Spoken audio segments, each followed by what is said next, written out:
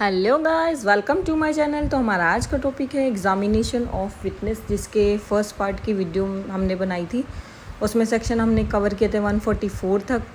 अब वैसे तो इसके सेक्शन 166 तक कवर होते हैं, जिसमें अलग अलग पार्ट्स हैं,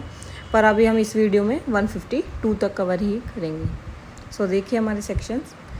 145 क्या कहता है। Cross examination as to previous statements in writing, कि जो भी स्टेटमेंट्स मतलब पहले रिटर्न में दे चुके हैं, मतलब उनके बेसिस पे क्रॉस एग्जामिनेशन होना जो भी ये होता है, मतलब वो सेक्शन 145 में कवर होता है।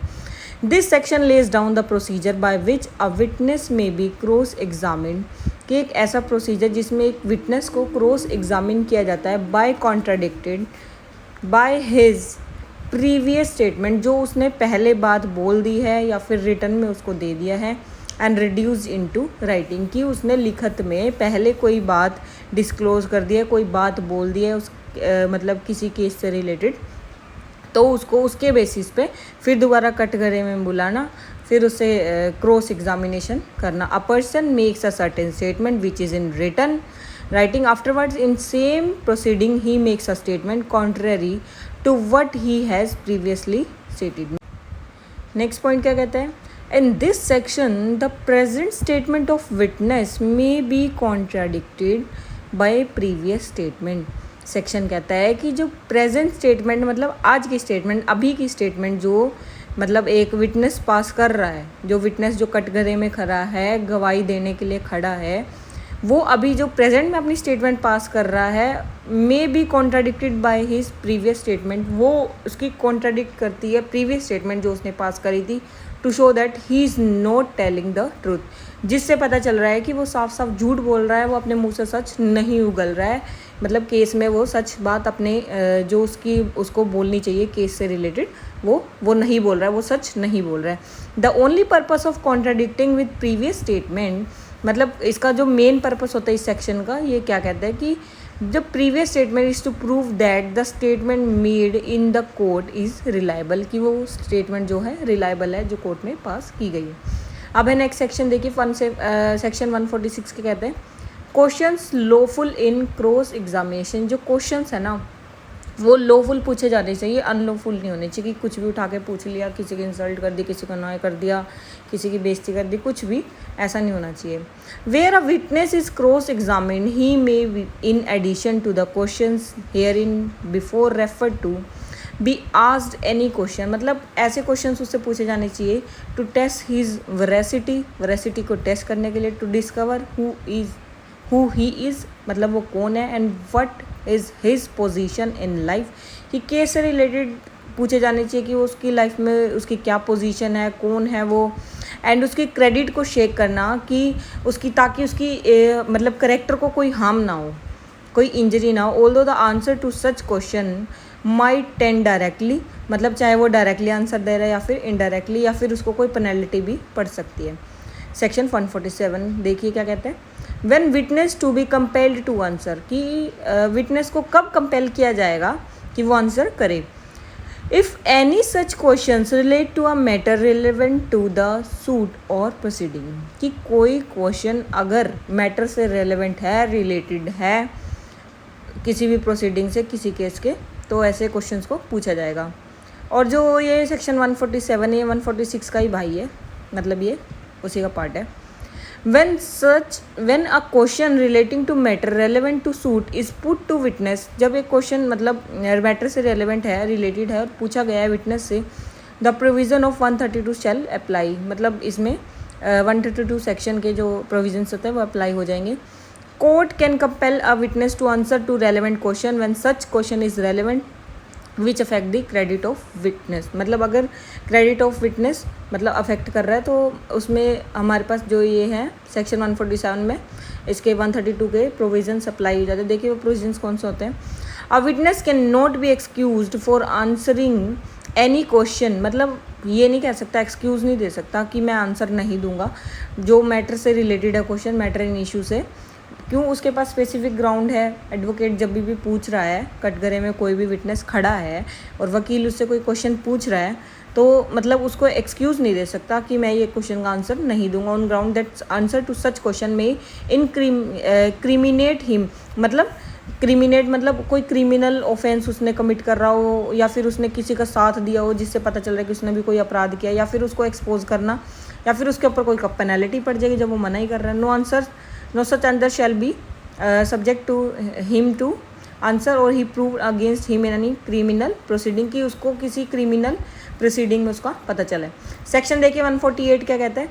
Court to decide when question shall be asked and when witness compelled to answer, कि कोर्ट डिसाइड करेगा कब क्वेश्चंस पूछे जाने चाहिए और कब उसके आंसर्स को कंपेल किया जाना चाहिए विटनेस के। In any such question relates to a matter not relevant to the case except in so far as it affects the credit of witness, जब क्रेडिट मतलब क्रेडिबिलिटी उसकी लॉस हो जाए, ऐसे उसकी क्रेडिबिलिटी को अफेक्ट कर रहा है, बाय इंजरिंग हिज करेक्टर, उसके करेक्टर को अफेक्ट कर रहा है। The court shall decide whether or not witness shall be compelled to answer it if it thinks fit, अगर कोर्ट को लगता है कि ये सही है, warn the witness that he is not obliged to answer it, कि उसको बख्शा नहीं जाएगा, मतलब छोड़ा नहीं जाएगा, उसको उस चीज़ का आंसर देना ही पड़ेगा। This section restricts the right to put the question in cross examination and it provides protection to the witness. अब देखिए ऐसे कौन कौन से क्वेश्चन होता है जो हमारे इस सेक्शन में कवर होते हैं। क्वेश्चन अलाउज और डिसअलाउज बाय द कोर्ट, कि कौन से क्वेश्चन कोर्ट अलाउ करेगी, कौन से डिसअलाउ करेगी। Question related to affect the credibility of witness, ठीक है, आगे किसी की विटनेस की क्रेडिबिलिटी को अफेक्ट कर रही है पर वो रेलेवेंट है, तो कोर्ट उस क्वेश्चन को अलाउ करेगा कि वकील से, कि एडवोकेट से, कि तुम पूछो विटनेस से। Past record of the witness, मतलब पास्ट रिकॉर्ड उसका चेक करना, कि मान लो आज कोई चोरी हुई है, पहले उसने कोई मर्डर किया था, तो उसका पास्ट रिकॉर्ड मतलब चेक करना कि उसने 20, 30, 40 साल पहले कोई कुछ काम किया था जिसकी वजह से वो फंस गया था, मतलब उसका इतना ज़्यादा पास रिकॉर्ड उस केस के लिए रेलेवेंट नहीं माना जाता, तो कोर्ट इस चीज़ को भी अलाउ नहीं करता। पर अगर वो केस से रिलेटेड है तो शायद कोर्ट अलाउ कर भी सकता है। सो सेक्शन देखिए हमारा 149 क्या कहता है? No question must be asked to accuse without any reasonable ground as mentioned in section 149, कि बिना किसी रीज़नेबल ग्राउंड के कोई भी क्वेश्चन ऐसे ही नहीं पूछ सकते हैं, मतलब उसके बिहा मतलब बेसिक मतलब बहुत स्ट्रॉन्ग ग्राउंड होना चाहिए कि वो क्वेश्चन क्यों पूछा गया है। This section states that any question referred to in section 148 are to be asked only when there are reasonable ground to ask such question that might injure the witness character और expose him, कि witness को expose करने के लिए, for example चोर से पूछना कि वो चोर है, ये तो कोई बात नहीं हुई ना, मतलब एक रीज़नेबल ग्राउंड होना चाहिए कि कोई क्वेश्चन ढंग का पूछा जाना चाहिए कि चोरी कैसे हुई, मतलब क्या रीज़न रहा। अब एक पता है कि उसके ऊपर एक पॉइंट लग गया है कि इसने चोरी की है, तो उसको कह देंगे तो तुम चोर हो, तो वो चीज़ मतलब वैलिड नहीं मानी जाती है कोर्ट में। सेक्शन 150 देखिए हमारा क्या कहता है? Procedure of court in case of questions being asked without reasonable ground, कि अगर कोई भी कोर्ट में कोशिश करता है, मतलब कौन? एडवोकेट ही करेगा, कोर्ट में तो वही कर सकता है, या फिर कोई और अथॉरिटी, ठीक है। Being asked without reasonable ground, की एक कोई रीजनेबल ग्राउंड नहीं है फिर भी कोई क्वेश्चन पूछ रहा है, तो उसके लिए क्या होगा? If any barrister, pleader, lawyer or attorney ask such questions as mentioned above without any reasonable ground, then the high court must report to must report to high court, high court को report कर सकते हैं, and then that authority, मतलब उस authority को उसके profession के लिए मतलब कुछ भी बोला जा सकता है।